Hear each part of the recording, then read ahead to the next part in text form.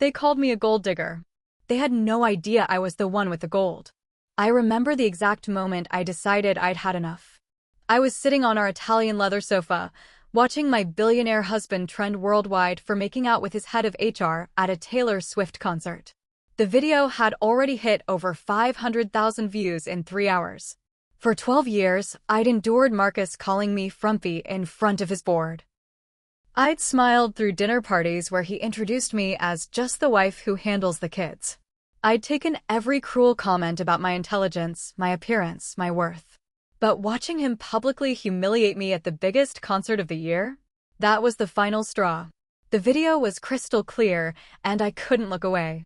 Marcus and Emma were in VIP seats, and he was holding her like she was made of pure gold.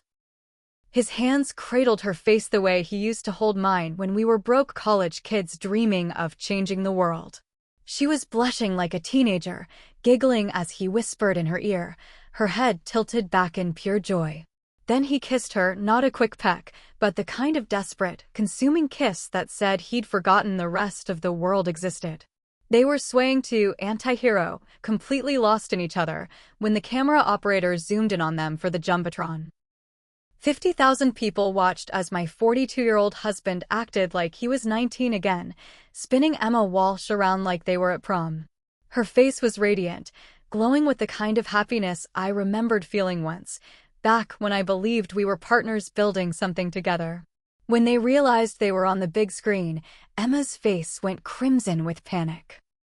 Marcus looked like a deer in headlights, actually trying to duck behind her as if that would somehow undo what the entire stadium, and now the internet, had just witnessed.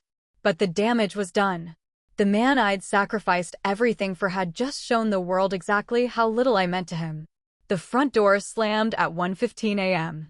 I heard his Porsche keys hit the marble entryway, the same marble I'd chosen when we renovated with his first big exit. He stumbled into the living room, his $3,000 suit wrinkled, already working on his excuse before he even saw me. "Sarah, we need to talk." I didn't turn around. The video was still playing on loop, Marcus Rivera, Silicon Valley's golden boy, his hands tangled in Emma Walsh's hair while his wife was home with their 3 kids. "Do we, Marcus? That video, it's not what it looks like. You're overreacting." His voice had that dismissive edge I'd heard 1,000 times before. The same tone he used when he told investors I wouldn't understand the technical aspects, the same voice that called me an embarrassment at our last company dinner. Years of humiliation flashed through my mind. The time he made me sit at the wives' table during board meetings. The company retreats where I was excluded because I wasn't sophisticated enough for his Silicon Valley crowd. The casual cruelty of being introduced as just Sarah, while Emma Walsh got praised as brilliant and invaluable to our success. I looked down at my hands, voice barely above a whisper. "I saw the video, Marcus." "Look, Sarah."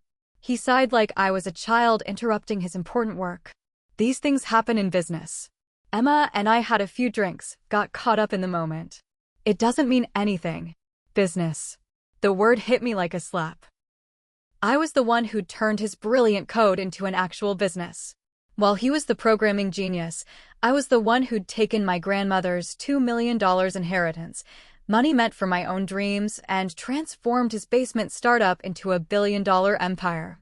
I was the one who'd given up my McKinsey career, who'd handled every investor meeting, every strategic decision, while he got to play the visionary.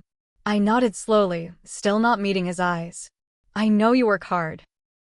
I know the stress you're under." Marcus's shoulders relaxed. There it was, the grateful wife who'd learned her place. The woman who'd remember how lucky she was that a genius like him had chosen someone so ordinary. "Exactly. You understand." He walked over and patted my shoulder like I was a pet. "This is why I married you, Sarah. You're reasonable. You get that brilliant men like me need, outlets. Not like these other wives who would lose their minds over nothing." 50,000 people saw it, I whispered. "And? So what?" His voice turned sharp, impatient. "Do you know how many billions I'm worth? How many people would kill to be in your position? You think some viral video is going to change anything? Billions. Built with my money, my business strategy, my sacrifices." But to him, it was all his genius, his vision, his success. He leaned down, forcing me to look at him. I could have married anyone, Sarah. Models, actresses, brilliant women who actually contribute something. But I chose you. The least you can do is show some gratitude. The irony was almost comical. If only he knew that the brilliant woman who'd actually built his empire was sitting right in front of him, being told she should be grateful for the privilege of being cheated on. I felt tears well up in my eyes, not from sadness, but from the sheer force of finally seeing him clearly. This was the man I'd given everything to. My inheritance. My career. My identity. You're right, I said softly. I'm sorry I brought it up. Marcus smiled, satisfied. Good. I knew you'd come to your senses. He headed toward the stairs, already pulling out his phone. And Sarah? Let's not mention this to anyone else. The last thing we need is you embarrassing us both by playing the victim. Of course not. My voice was so quiet he almost missed it. I'll be working late tomorrow. Don't wait up. He paused at the bottom of the stairs. And, maybe, try to do something about yourself. Emma mentioned you looked tired at the last company event. I sat in the silence of our pristine living room, tears streaming down my face, not from heartbreak, but from relief. Relief that I finally saw him for what he truly was. Relief that the fog of 12 years had lifted. Relief that Marcus Rivera, in his arrogance and cruelty, had just given me the clearest possible justification for what I was about to do. The same Marcus who couldn't balance a checkbook when we met, who needed me to handle every business decision while he coded, who built his self-made empire on the foundation of my inheritance and my strategic mind. He thought he'd won. He thought his pathetic wife had fallen back in line, grateful for the scraps of his attention. He had no idea that Sarah Chin Rivera, the real architect of Zenith AI, had just declared war. I would start taking back everything that was rightfully mine. Sometimes the most dangerous woman is the one who lets you think she's powerless. And Marcus had just made the fatal mistake of underestimating his own wife. I was just getting started. And it was at that moment that I released the bombshell that brought everything crumbling down. To understand how I became the woman who took back everything, we need to go back to where it all began. Because understanding how we started will make you realize just how far we fell, and how I learned that the most valuable assets aren't always the ones you can see. Let me take you back to where this all began, because understanding how we started will make you realize just how far we fell. I grew up in Cedar Creek, Texas, where my grandmother, Lily Chin, ran the most successful accounting firm within 100 miles. She was a tiny woman with steel in her spine who taught me that numbers don't lie, people do. Every summer, I'd sit in her office, watching her dissect financial statements with surgical precision, teaching me that behind every dollar was a story. Sarah, baby, she'd say, her weathered hands pointing to discrepancies that others missed. Money has memory. It remembers every decision, every sacrifice, every betrayal. You learn to read those memories, and you'll never be fooled. I was 26, finishing my MBA at Stanford, when I first saw Marcus Rivera across that crowded networking event in 2012. The theme was Disrupting Tomorrow, and while everyone else networked with rehearsed elevator pitches, Marcus commanded the center of the room with something different: raw, infectious passion. Artificial intelligence isn't just about making computers smarter, he was saying to a captivated circle of investors and students. It's about democratizing human potential. Imagine AI that doesn't replace workers, but amplifies them. A construction worker with AI could design buildings. A nurse with AI could diagnose rare diseases. We're not building software, we're building human superpowers. The room was mesmerized. I was mesmerized. When he finished, the applause was thunderous, but Marcus wasn't done. His dark eyes scanned the crowd until they landed on me. You, he said, pointing directly at me. You look skeptical. I like that. What's your take? My heart hammered against my ribs. 50 pairs of eyes turned toward me, but Marcus's gaze made me feel like we were the only two people in the world. It sounds beautiful, I said, finding my voice. But who's going to pay for it? Revolutionary ideas die in spreadsheets more often than they die in laboratories. You need more than vision. You need sustainable economics. Instead of being offended, Marcus grinned like I'd just given him the greatest gift. That's exactly why this will work. Because people like you, people who understand both the dream and the math, that's how we change the world. After his presentation, he found me by the coffee station. I'm Marcus Rivera, he said, extending his hand. And I think you might be the missing piece I've been looking for. That night, we talked until 4 a.m. in an all-night diner. He sketched algorithms on napkins while I ran quick calculations on projected costs. He had the vision. I had the practical framework to make it real. For the first time in my life, I felt like I wasn't just Sarah from small-town Texas. I was part of something revolutionary. You get it, he said as the sun started rising over Palo Alto. Most people see the obstacles. You see the path through them. We could build this together, Sarah. We could actually change the world. I believed him. God help me, I believed every word. 3 months of late-night calls turned into a whirlwind romance that spanned the distance between his tiny San Francisco apartment and my Stanford dorm. He'd bring prototypes built from salvaged parts and boundless optimism, and I'd fall a little more in love with the dream and the man. After I had my MBA and a job offer from Goldman Sachs that would set me up for life. Marcus had quit his engineering job at Google to focus on his AI startup full-time, surviving on ramen noodles and credit cards. That's when he showed up at my graduation ceremony, not with flowers, but with desperation in his eyes. Sarah, I need to ask you something, he said as we walked across campus after the ceremony. My grandmother's pearl necklace felt heavy around my neck, the same necklace she'd worn when she started her firm with nothing but borrowed office space and unshakable determination.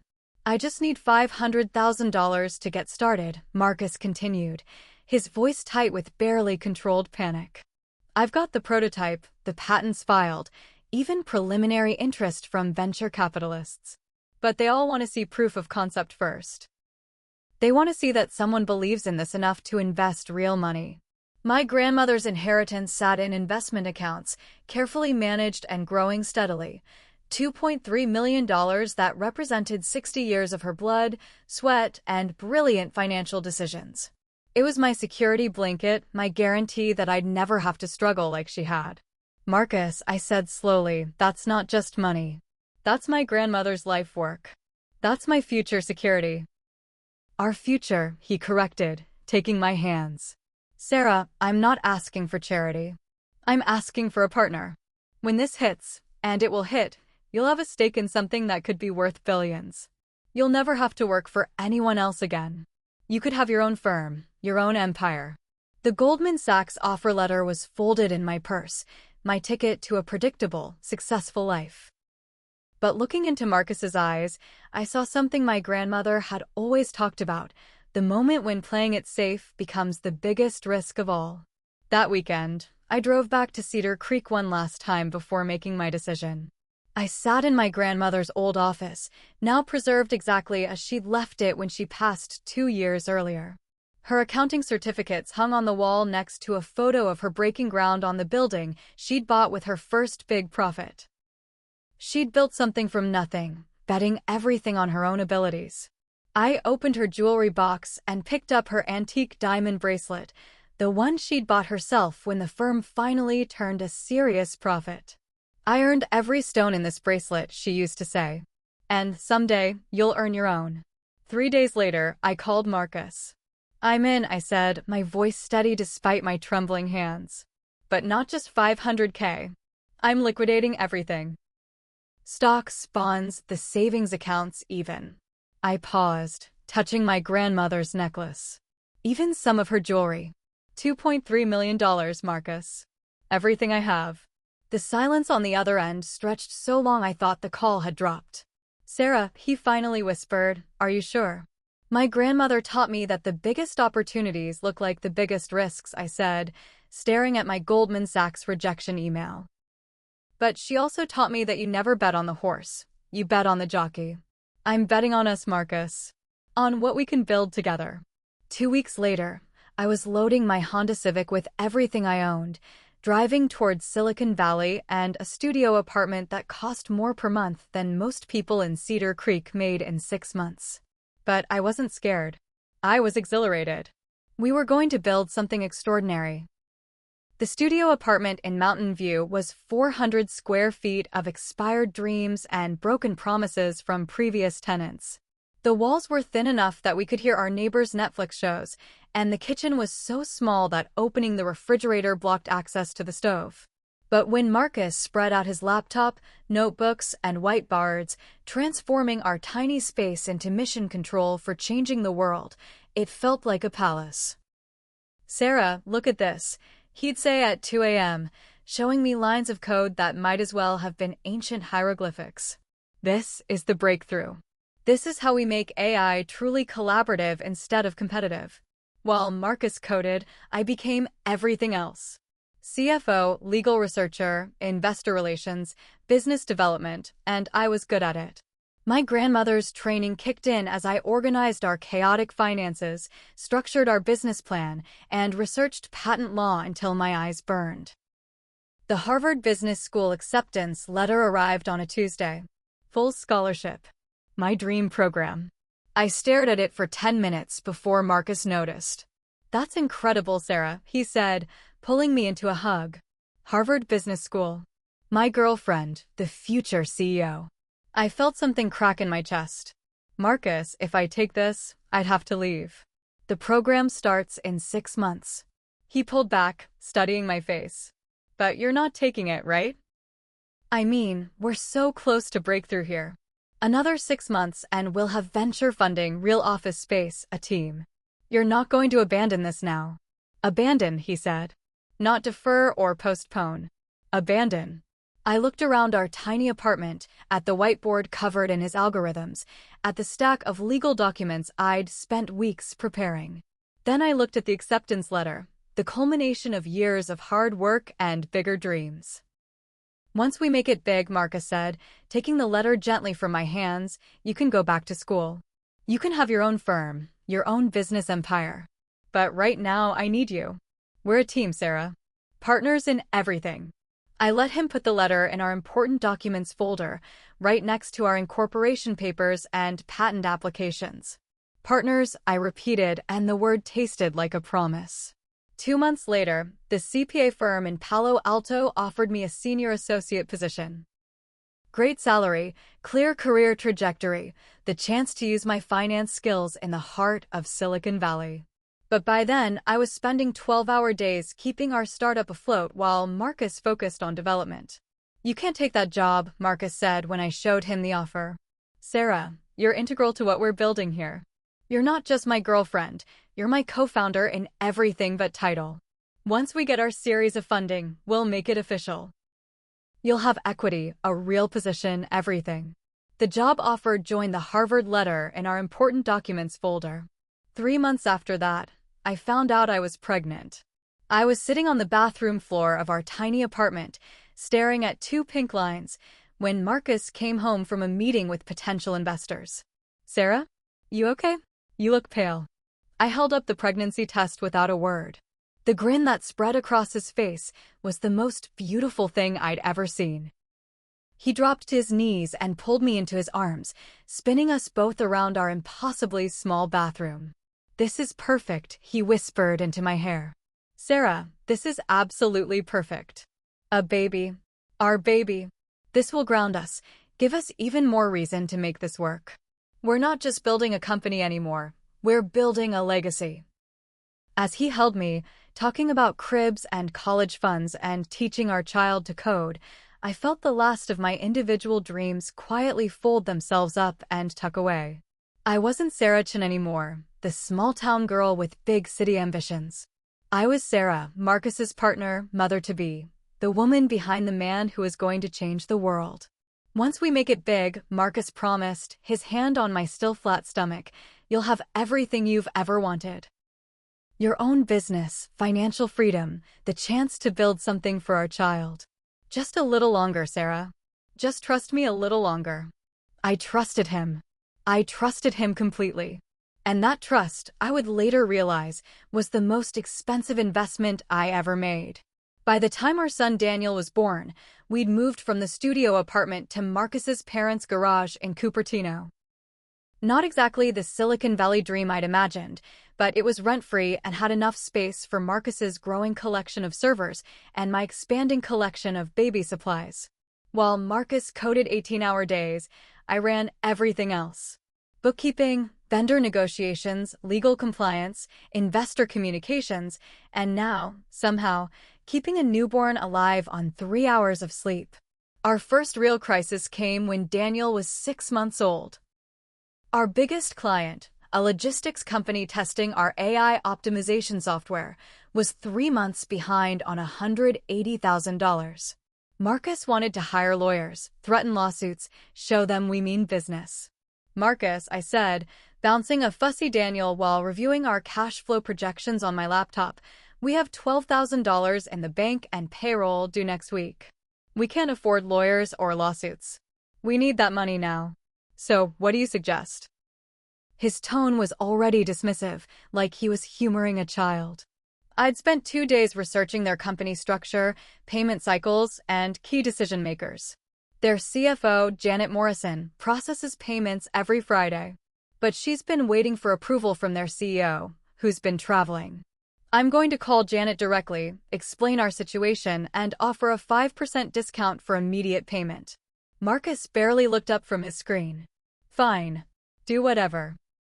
3 hours and 4 phone calls later, I had a wire transfer confirmation for the full amount. No discount needed. Janet had been just as frustrated as we were with the delays. How? Marcus asked when I showed him the confirmation. I asked about her kids, I said simply. Turns out her daughter's starting college next month. She knew exactly how important cash flow timing could be. For just a moment, Marcus looked at me the way he used to, like I was brilliant, like we were partners. Then Daniel started crying, and the moment evaporated. Good job with the collection, he said, already turning back to his monitors. Can you handle the night feeding? I'm debugging a critical issue. 2 years later, I was pregnant again. This time, the announcement didn't get the same joyous reception. Already? Marcus asked, looking up from his laptop with what could only be described as annoyance. Sarah, we're in the middle of Series A negotiations. The timing isn't ideal.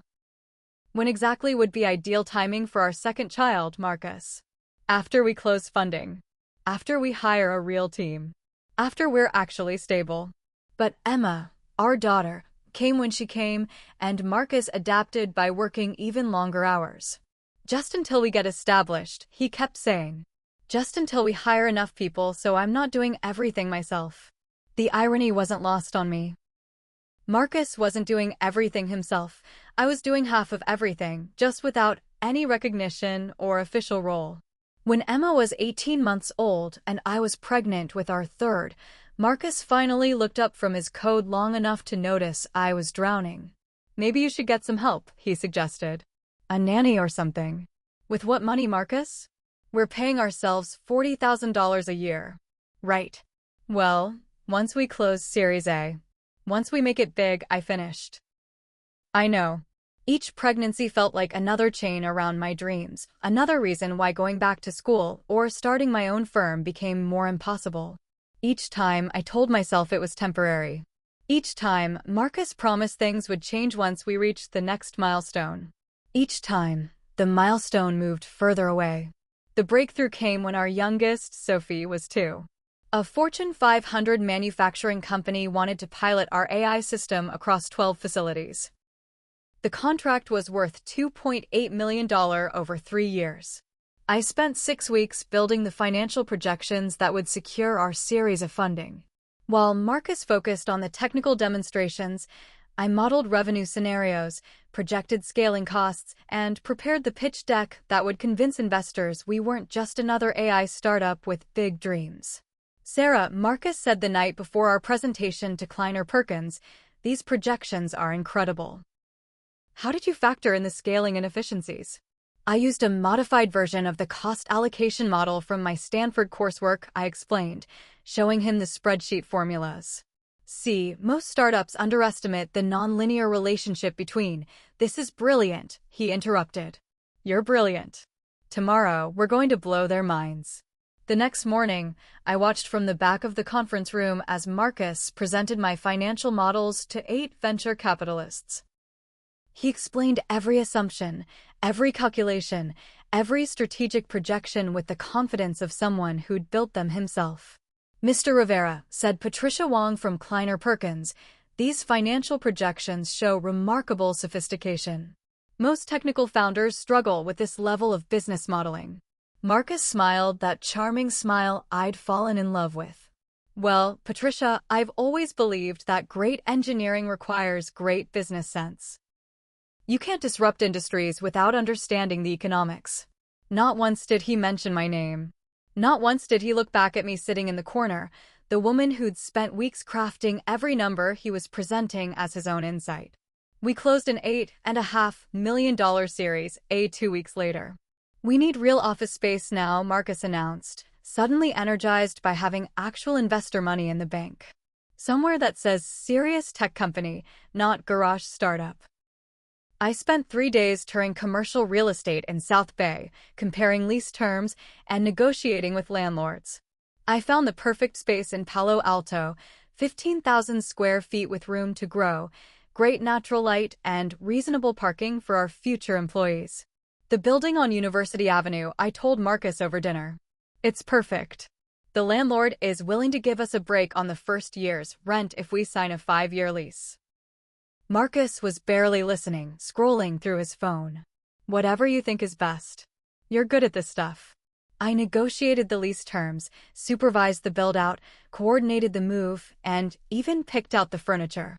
Our first day in the new office, Marcus posted a photo on LinkedIn, excited to announce that Zenith AI has moved into our new headquarters. Big thanks to my team for helping make this vision a reality. 43 likes. 12 comments congratulating him on his great choice of location and impressive growth. My name wasn't mentioned anywhere. With real office space came real employees. Marcus hired his first software engineer, then a product manager, then a sales director. Suddenly, our garage-based family business became a legitimate company with conference rooms and org charts. And for the first time in 4 years, I wasn't the only person Marcus talked to about work. "Sarah, meet Jennifer Kim, our new VP of Engineering," Marcus said during one of my increasingly rare visits to the office. "Jennifer, this is my wife, Sarah. She's been helping out with some of the business operations." Helping out? Like I was a volunteer at a charity fundraiser. "Nice to meet you," Jennifer said politely. "Marcus has been telling us about all the amazing technical breakthroughs. It must be exciting to watch from the sidelines." Sidelines. That's exactly where I'd landed, watching the company I'd funded and helped build from the sidelines, while Marcus surrounded himself with people who saw him as the sole genius behind our success. The first time he made me feel truly stupid was at a company barbecue 6 months later. I was talking to David Chin, our new business development manager, about some contract terms I'd helped negotiate, when Marcus joined our conversation. "Oh, are you boring David with business talk?" Marcus said with a laugh that didn't reach his eyes. "You'll have to forgive Sarah, David. She tries to keep up with the technical stuff, but most of this goes over her head." David looked uncomfortable. I felt my face burn with humiliation. "Actually," David said carefully, "Sarah was just explaining some really insightful points about our SaaS pricing model."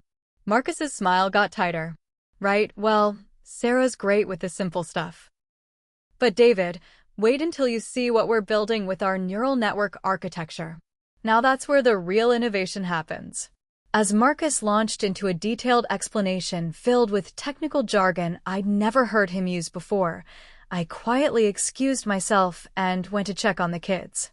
That night, as I helped Sophie into her pajamas, she asked, "Mommy, why was Daddy being mean to you today?" Out of the mouths of babes. The cruel comments became more frequent, more casual, more public. When I suggested hiring an HR manager, Marcus said in front of the entire leadership team, "You wouldn't understand, Sarah. This is tech stuff. HR strategy requires understanding employee lifecycle management and scalable organizational structures." When I questioned a vendor contract that seemed overpriced, he waved me off with, "Sarah, stick to what you know." Leave the strategic partnerships to people who understand enterprise software sales. When I offered to help prepare for investor meetings, he actually laughed. Sarah, these are sophisticated institutional investors. They want to talk about machine learning algorithms and market disruption frameworks, not household budgets. Every dismissal was a paper cut. Every public humiliation was a small death of the partnership we'd once shared. The worst part wasn't that Marcus had changed, it was that everyone else believed his version of our story. To them, he was the brilliant technical founder who'd built everything from scratch. I was just the wife who'd gotten lucky, riding his coattails to financial success. Even I started to believe it. The garage where we'd built our dreams felt like a lifetime ago. The woman who'd negotiated that first big collection, who'd crafted the financial models that secured our funding, who'd chosen and negotiated the lease on the building where Marcus now held court, that woman felt like someone I'd read about in a book. I was 36 years old, mother of 3, wife of a successful tech CEO, and I had never felt more invisible in my own life. But invisibility, I would soon learn, had its advantages. When you're invisible, people forget you're listening. They forget you're watching. They forget you're taking notes. And I was always taking notes. The IPO bell rang at exactly 9:30 a.m. on March 15, 2024. I watched from the gallery as Marcus stood on the trading floor of the New York Stock Exchange, grinning as Zenith AI's stock price soared to $127 per share on opening day. $4 billion. That's what our little garage startup was worth now. The celebration party that night was held at the St. Regis Hotel. 500 guests, investors, employees, tech journalists, Silicon Valley royalty. I spent 2 hours getting ready, wearing the same black Diane von Furstenberg dress I'd worn to my first Stanford networking event, where I'd met Marcus 11 years earlier. When I walked into the ballroom, Marcus was already holding court near the bar, champagne flute in hand, Emma Walsh at his side taking notes on something urgent. Sarah. Patricia Wong from Kleiner Perkins approached with a warm smile. Congratulations on today's success. You must be so proud. Thank you, I said, scanning the room for Marcus. It's been an incredible journey. I can't imagine what it's been like, watching Marcus build this from the ground up. Such vision, such determination. Before I could respond, Marcus appeared beside me with that politician's smile he'd perfected for investors. Patricia, I see you've met my better half. He put his arm around my waist, squeezing just a little too tight.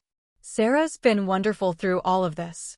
Someone has to handle the kids while I'm busy changing the world, right? Patricia laughed politely, but I felt the dismissal land like a physical blow. Someone has to handle the kids. As if that was my only contribution to the empire we'd built together. Well, you're very lucky to have such support at home, Patricia said, already scanning the room for someone more important to talk to. As she walked away, Marcus's grip on my waist loosened. Try to mingle, Sarah. These are important people. Just, maybe avoid talking about technical stuff, okay? Stick to what you know.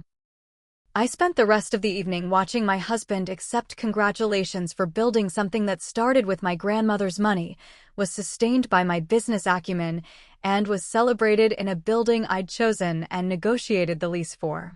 The tech conference circuit became Marcus's new playground. TechCrunch Disrupt, Web Summit, CES. He was the keynote speaker everyone wanted. And I was the wife who stayed home with the children. The first time he suggested I skip an event, it was almost reasonable. Sarah, Sophie's got that recital on Thursday, and Daniel has his soccer championship. Someone should be there for the kids. The second time, it was supposedly about image. These events are really focused on deep technical discussions. You'd probably be bored anyway. By the third time, he wasn't even pretending anymore. Sarah, dear, why don't you stay home? This is more of a business networking thing. But the moment that finally broke something inside me happened at TechCrunch Disrupt. I had surprised Marcus by showing up, arranged for his mother to watch the kids, bought a new dress, everything. I found him during a networking break, talking to a group of other CEOs about AI ethics. The thing about artificial intelligence, he was saying, is that the real breakthrough isn't just in the algorithms. It's in understanding the business implications, the scalability challenges. I stepped into the circle, smiling. These were exactly the kinds of strategic conversations I used to have with Marcus in our garage days. That's so true, I said to the group. When we were building our first financial models, we had to factor in the nonlinear relationship between. Sarah, dear, Marcus interrupted, his voice sharp with embarrassment. Why don't you go check on the children? The circle fell silent. A woman CEO I didn't recognize looked confused. But aren't your children at home? Marcus's face flushed red. I meant, maybe get some fresh air? You look a little tired. I stood there, surrounded by Silicon Valley's most powerful people, while my husband treated me like an incompetent child who'd wandered into the adults' conversation. That night, back in our hotel room, I stared at myself in the bathroom mirror. 35 years old, mother of 3, wife of a billionaire, and I felt smaller than I had at any point since leaving Cedar Creek. Maybe Marcus was right. Maybe I really was out of my depth in this world. Maybe I was just lucky to have married someone brilliant enough to turn my grandmother's money into an empire. Maybe I really was worthless. Emma Walsh started as our head of HR 6 months after the IPO. She was everything I wasn't. 28 years old, single, with an MBA from Wharton and legs that went on for miles. She spoke the language of Silicon Valley fluently: disruptive innovation, scalable solutions, paradigm shifts. Marcus introduced her to me during one of my rare visits to the office. Sarah, meet Emma Walsh, our new VP of People Operations, he said, his eyes lighting up in a way I hadn't seen since our garage days. Emma's got some incredible ideas about employee lifecycle management and organizational psychology. Emma, this is my wife, Sarah. She keeps our home life running smoothly. Emma's smile was perfect, not too friendly, not dismissive, just professionally appropriate. It's wonderful to meet you, Sarah.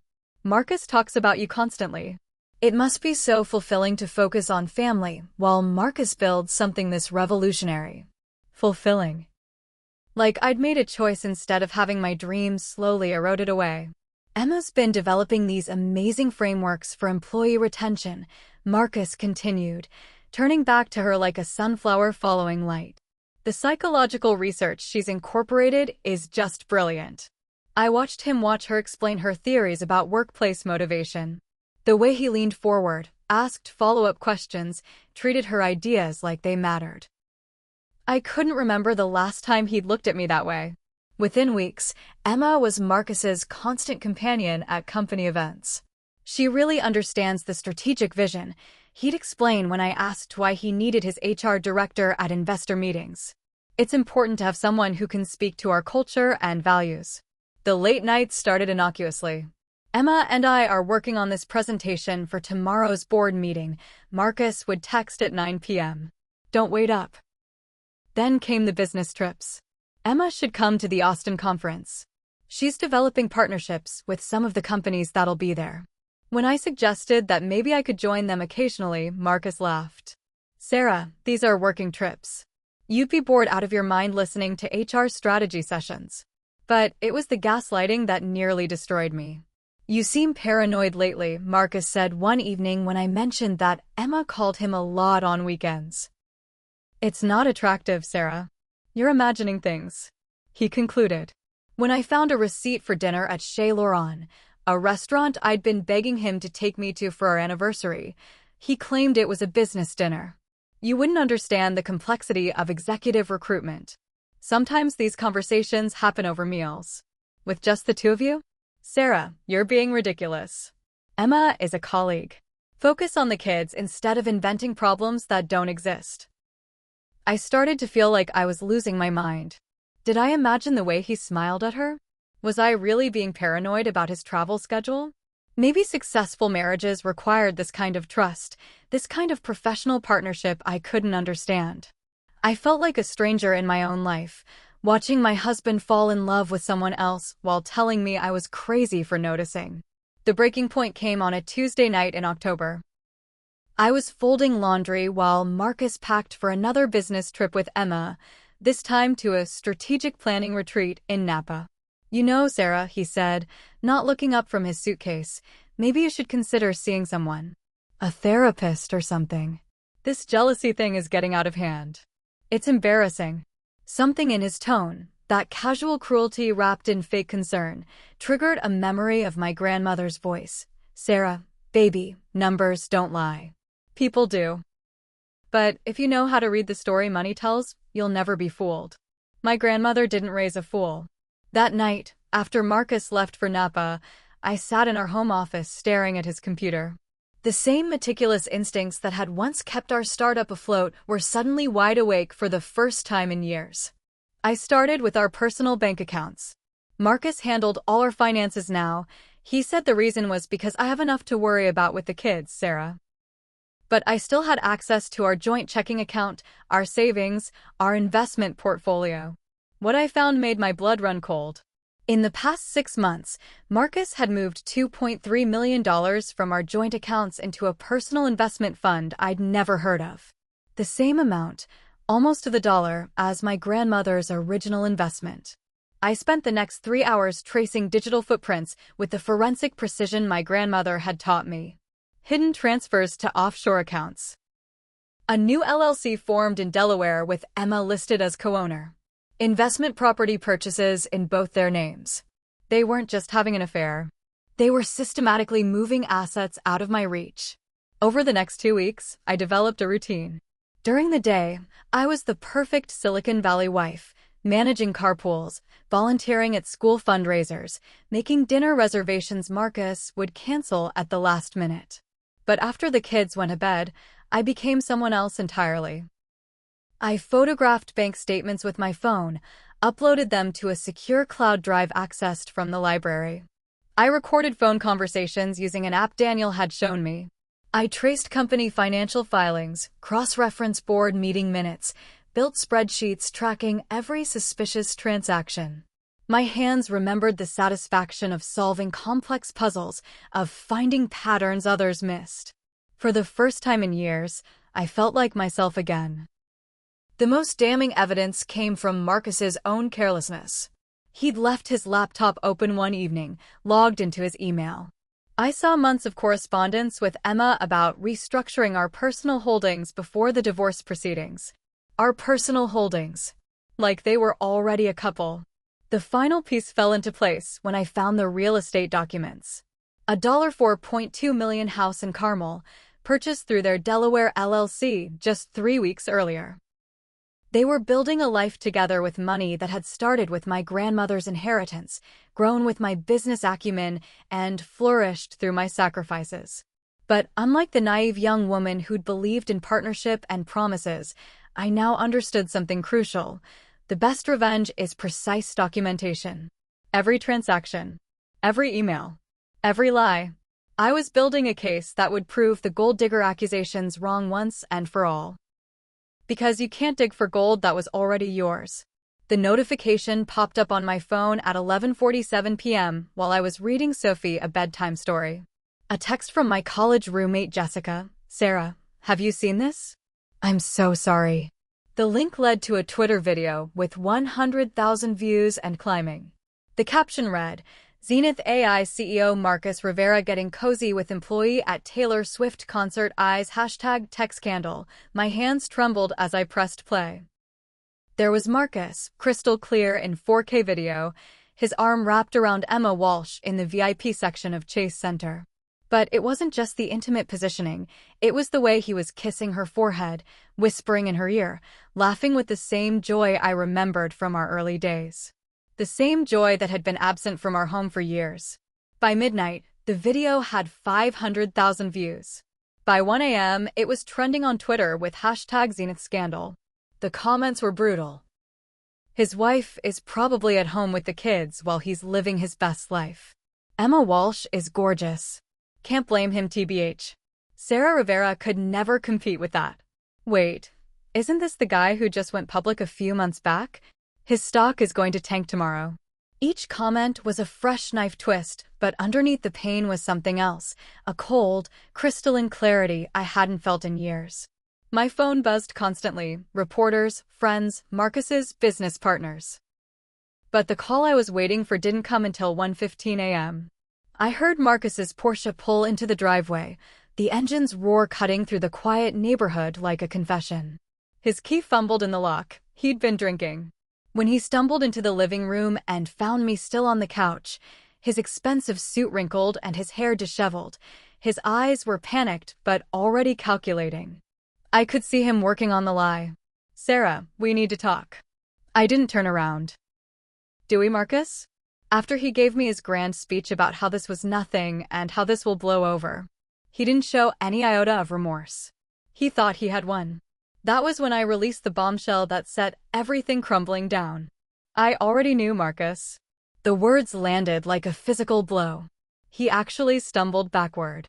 "I've known for months," I continued, my voice calm in a way that seemed to unnerve him more than screaming would have. "The Delaware LLC. The offshore accounts. The house in Carmel. The $2.3 million you moved out of our joint accounts.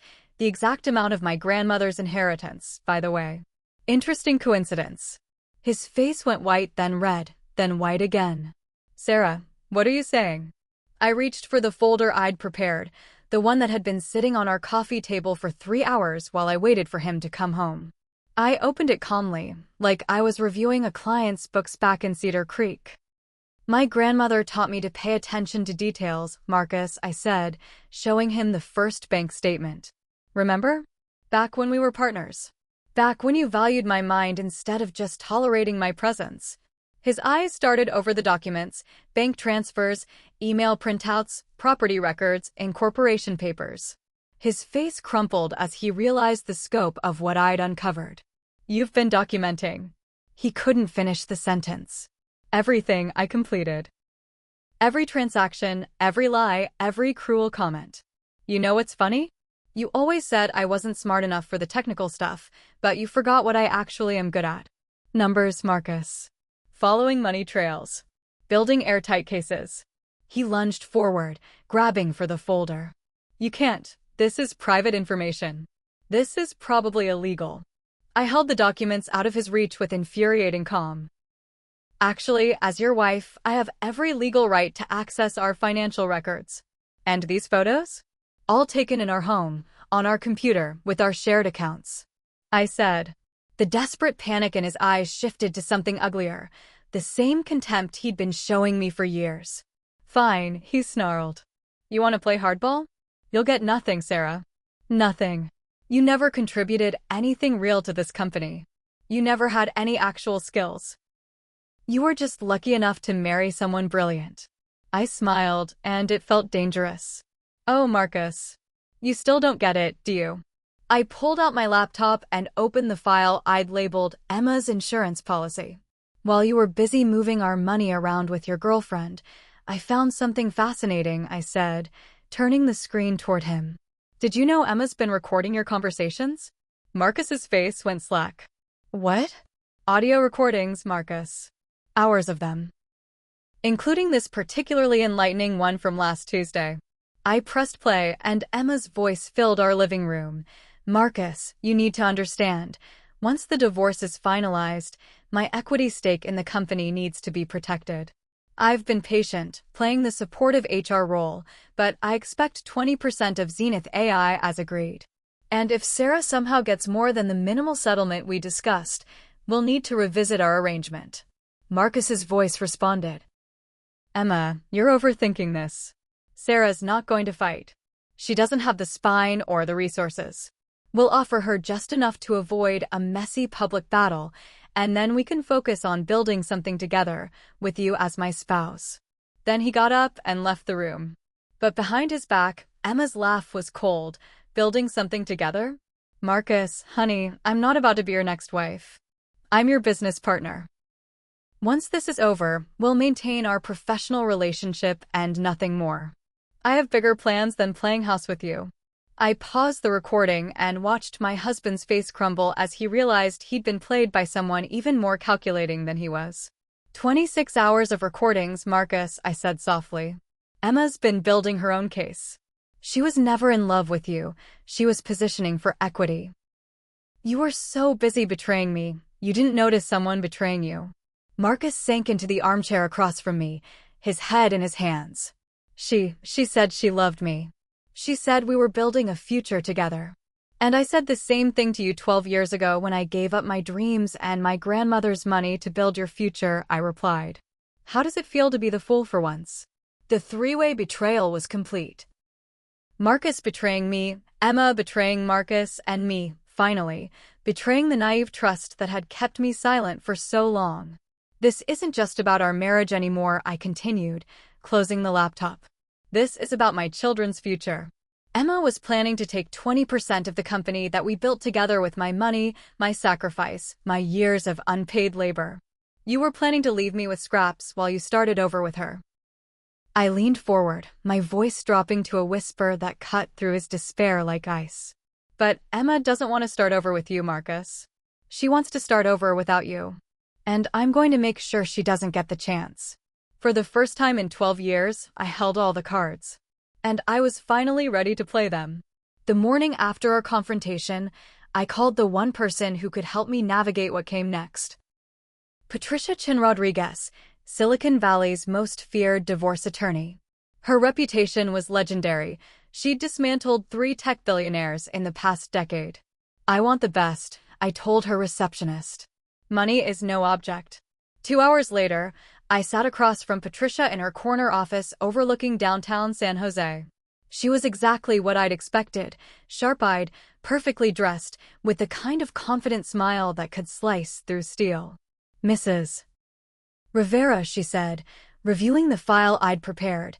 In 25 years of practice, I've never seen documentation this thorough from a spouse. How long did it take you to compile this? 6 months, I said. But really, 12 years. I've been taking notes the whole time. Patricia flipped through bank statements, email printouts, audio recordings, property deeds. Her eyebrows rose higher with each page. Offshore accounts, shell companies, systematic asset transfer. And Emma Walsh's recordings prove premeditation. She looked up at me with something approaching admiration. Your husband has no idea what's coming, does he? None whatsoever. That afternoon, Marcus received the divorce papers at his office.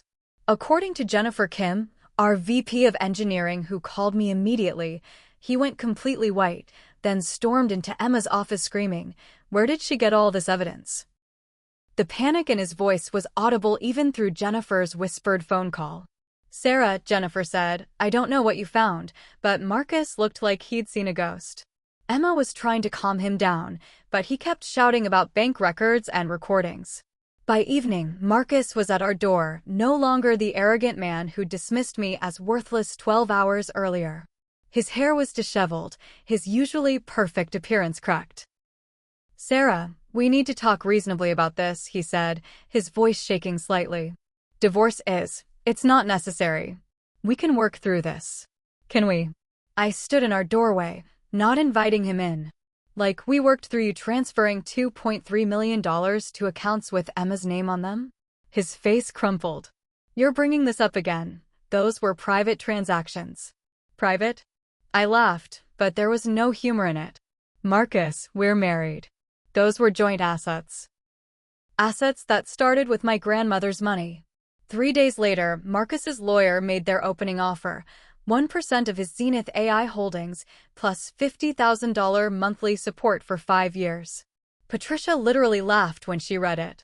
1%, she said, sliding the document across her desk to me. Of a company you funded with your inheritance? That your business acumen helped build? While he's hidden assets worth millions with his mistress. The insult was breathtaking. After 12 years of marriage, 3 children, and building his empire from the ground up, Marcus valued my contribution at roughly $40 million, less than what some of his employees had made from their stock options. Counteroffer, I told Patricia. 50% of all marital assets, including Zenith AI stock. Primary custody of the children.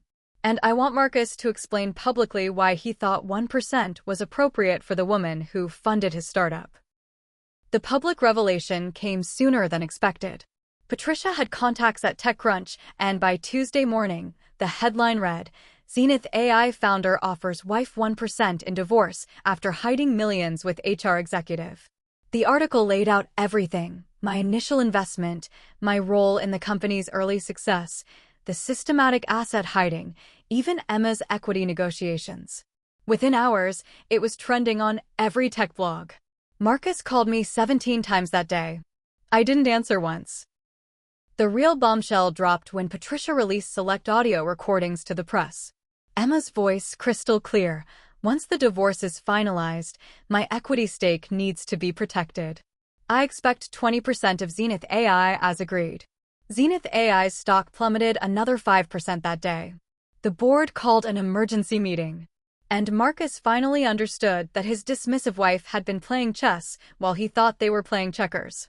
The flowers started arriving on Thursday. Not just any flowers. White roses from the florist in Carmel where we'd spent our honeymoon, the same arrangement he'd sent when Daniel was born. The card read, "Sarah, let's remember who we used to be." Friday brought a handwritten letter, 8 pages of Marcus's careful script reminiscing about our garage days, our shared dreams, how we built something beautiful together. Saturday morning, he was standing on our doorstep with Sophie's favorite pastries from the bakery we'd discovered on our first family vacation. "Sarah, please," he said when I opened the door. 5 minutes. That's all I'm asking. Against my better judgment, I let him in. Marcus looked broken. Designer stubble couldn't hide the exhaustion in his eyes, and his usually perfect posture had collapsed into something desperate. He sat across from me in our living room, the same room where I'd confronted him a week earlier. "I know I messed up," he began, his voice raw. "I lost sight of what mattered. You, the kids, what we built together. Sarah, you have to believe me, Emma meant nothing. She was using me, and I was too blind to see it. Part of me, the part that remembered being young and in love and building dreams together, wanted to believe him." "I've been thinking about those early days," he continued, leaning forward with that old intensity. "Remember when we stayed up all night working on the business plan? How you'd catch financial errors I'd never have seen. You've always been the brilliant one, Sarah. I just got caught up in the Silicon Valley ego game and forgot." He painted a picture of reconciliation, of returning to partnership, of finally giving me the recognition I deserved. "We could restructure everything. Make you officially co-founder. Give you the board seat you should have had from the beginning. The kids need their father, and I need you." For a moment, I almost wavered. 12 years of history, 3 children, the family photos lining our mantle. It was tempting to believe people could change. Then my phone buzzed. A text from an unknown number. "Sarah, this is Jennifer Kim. I'm texting from my personal phone because I think you should know. Marcus was on a call right in his office earlier today. He was talking to someone about managing the Sarah situation and minimizing financial exposure. I thought you should hear this." Attached was a 30-second audio clip. I excused myself to the kitchen and played it with earbuds. Marcus's voice, clear as day. "Look, David, the reconciliation angle is our best shot. If I can convince her I've changed, get her to drop the divorce proceedings, we can restructure the assets properly. Emma's already agreed to transfer her holdings to a blind trust until this blows over. Sarah's emotional. She'll fall for the nostalgia play. She always does." His lawyer's voice responded, "And if she doesn't? Then we fight dirty. Character assassination. Make her look unstable, vindictive. No judge wants to reward a gold-digging wife who's trying to destroy a successful company out of spite." The phone nearly slipped from my trembling hands. Even in his supposed moment of contrition, even while begging for forgiveness, Marcus was strategizing how to manipulate and destroy me. I walked back into the living room where he was still performing his broken husband routine. "Sarah," he said, noticing my expression. "You look pale. Are you okay?" "I'm fine," I said, settling back onto the couch. "Please continue. You were telling me how you've changed, how much you need me." For the next 10 minutes, I watched Marcus perform sincerity while knowing exactly how little he meant any of it. In the process of his speech, I got a text from my lawyer and smiled. When he finished his speech about second chances and rebuilding trust, I didn't react. "That was beautiful, Marcus. Really moving." Hope flickered in his eyes. "But there's something you should know," I continued, pulling out my phone. While you were here promising to change, my lawyer received some interesting information. His face went rigid. Emma Walsh has decided to cooperate fully with my legal team, I said, watching him turn pale. Apparently, she's quite concerned about potential criminal charges related to the asset hiding. Conspiracy to commit fraud, tax evasion. She's looking at serious federal time, Marcus. His mouth opened and closed soundlessly. So she's provided everything, I continued. Every email about your divorce strategy. Every document about the Delaware LLC. Every recording of you planning to leave me with nothing while you two started your new life together. Marcus lunged for my phone, but I pulled it away calmly. She even included this morning's phone call, I said. The one where you strategized about manipulating me with fake reconciliation. You know, the Sarah situation you need to manage. The mask finally slipped completely. Marcus's face contorted with pure rage. You conniving bitch, he snarled, all pretense of remorse gone. You think you're so smart, but you're nothing without me. Nothing. I made you, Sarah. I gave you this life, this house, those children. And this is how you repay me. I stood up, my voice deadly calm. No, Marcus. I made you. With my money, my sacrifice, my intelligence that you spent 12 years pretending didn't exist. And those children? They're better off seeing what happens when someone finally stands up to a bully. I walked to the front door and opened it. Emma already abandoned you to save herself. Your board is questioning your leadership. Your stock is in free fall, although I know it will rise again when this blows over. And now your wife, the one you thought was too stupid to fight back, is about to take everything you thought you deserved. Marcus stood frozen in our living room, finally understanding the scope of his miscalculation. You created this monster, Marcus, I said, my hand on the door handle. You spent 12 years teaching me that the only person I could count on was myself.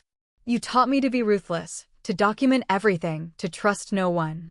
I smiled, and it was sharp enough to cut glass. Now deal with the consequences. The gavel came down at 2:47 p.m. on a Tuesday that would forever divide my life into before and after.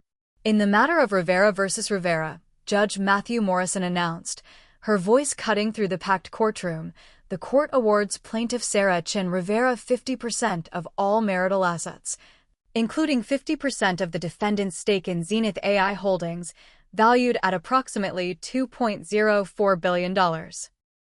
Primary custody of all 3 minor children is awarded to plaintiff, with supervised visitation rights to defendant. I felt Patricia's hand squeeze my shoulder, but I couldn't process the victory yet.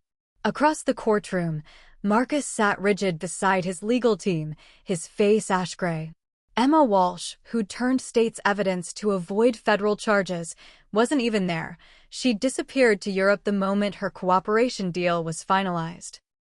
Additionally, Judge Morrison continued, defendant is ordered to publicly retract all statements characterizing plaintiff as a gold digger or otherwise minimizing her contributions to the marital enterprise. The courtroom erupted. Reporters rushed for the exits, already typing headlines on their phones. Marcus's face crumpled as the reality hit him. Sarah Chin Rivera, the worthless wife he'd humiliated for 12 years, now owned half of his wealth. And worse off, with the stake of her allies in the company, she was now in control. After the divorce, Marcus resigned while still maintaining his shares. I also made it clear to him that I would not deny him access to our children. They're his just as much as they are mine. 2 weeks later, I stood in the elevator of 2500 University Avenue, rising toward the executive floor that had once belonged to my husband. The same building I'd chosen, negotiated the lease for, furnished with care during our startup days.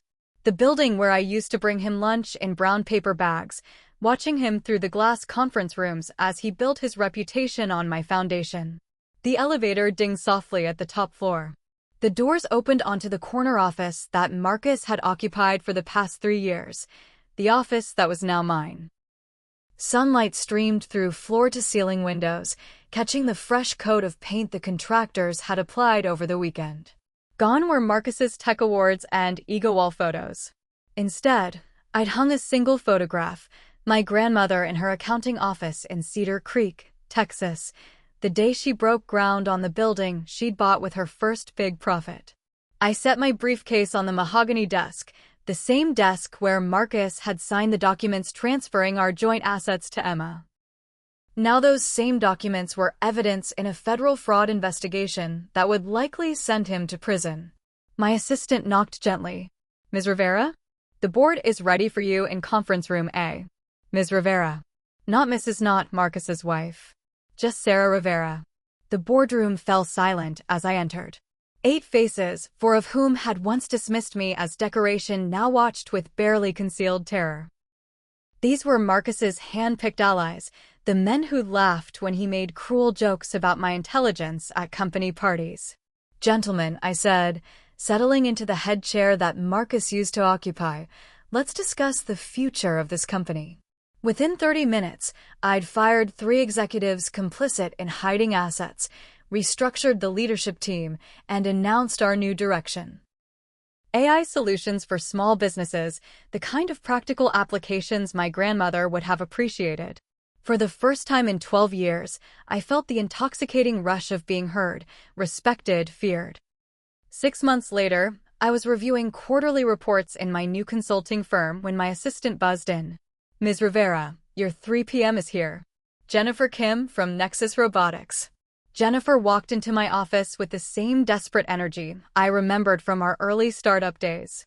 Young, brilliant, and drowning in the gap between vision and execution.